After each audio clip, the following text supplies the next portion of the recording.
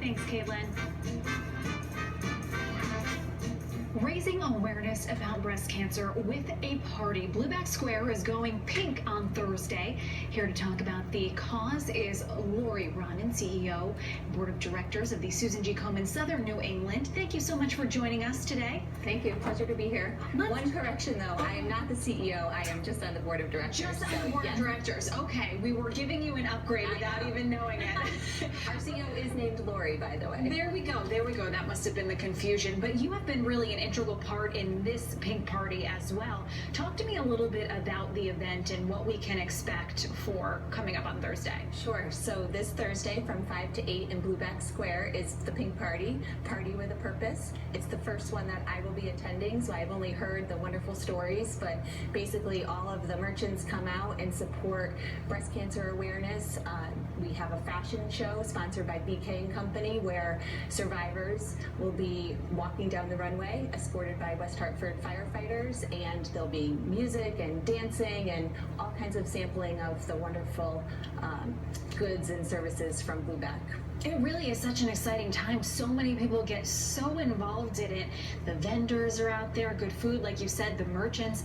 And one of the big things is the Survivors Fashion Show.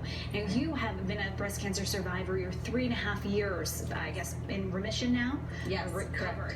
Yes. Can you tell us a little bit about your story? Would you mind sharing? Sure. No, not at all. So 3.5 years ago, I never thought that I would get that kind of news. And as I've done work with Komen, I really am so passionate about early detection. So I went for my first mammogram when I was 41, so just a smidge late.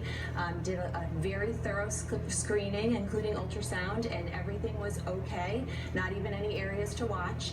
And then just shy of a year later, I found a lump and did not wait for my scheduled mammogram, which was only a couple weeks out. I went that day. And started this crazy journey that I had been on for the last couple of years. What's really important, though, in my particular case, my tumor was about 2.5 centimeters large, which is not small in the breast cancer world. Okay. But the more important piece of information was there was another 6 centimeters of severely cells that were not normal and sort of leaning that way. So had I not gone for that screening and maybe said, oh, I'm too busy or I can wait another year, I would be in a much different situation today. So with early detection, the 5-year survival rate is over 99%. So I can't stress enough, sort of know your body and then don't wait. You have to go to the screenings. That is just remarkable. And another thing that you're doing now is you are taking part in that Survivors Fashion Show. This is the first year that you're part of the Pink Party, first year obviously doing that. Are you just super excited about that? Because it is something that you have to see. So Amanda, I am way out of my comfort zone on this. I will tell you, this is out of my comfort zone, and the fashion show certainly is as well. But I gotta tell you, you know, whether you want to be or not, you become a role model. And I have helped so many individual women battling this disease, and just felt such a calling to help so many more. And the more I learn about what we do at Komen Southern New England, it just makes me feel so special that I can give back to so many women. And so, you know, showing that courage to get up on the runway and strut your stuff is going to be very special. You know, with breast cancer in particular, it is, as a woman, something that affects your personal appearance. So in order to, and I went through chemo and lost my hair and the whole 9 yards. So to get hair done and makeup and get dressed, Kimberly Boutique dressed me. I love my outfit. I just think I'm just going to go with it and have fun. We can't wait to see it. That's just going to be amazing. And you know, we can't go without at least talking about Komen, because obviously the Pink Party supports Komen and the money raised goes to Komen. What is then done? Because I think it says, I have the thing, Pink Party has raised $140,000 in its first 4 years. That is pretty remarkable.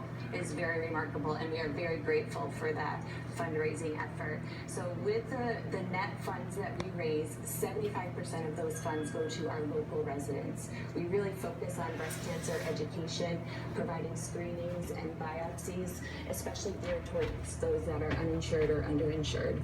So it's really helping to get people into the screening process. So the chances of survival are so much greater.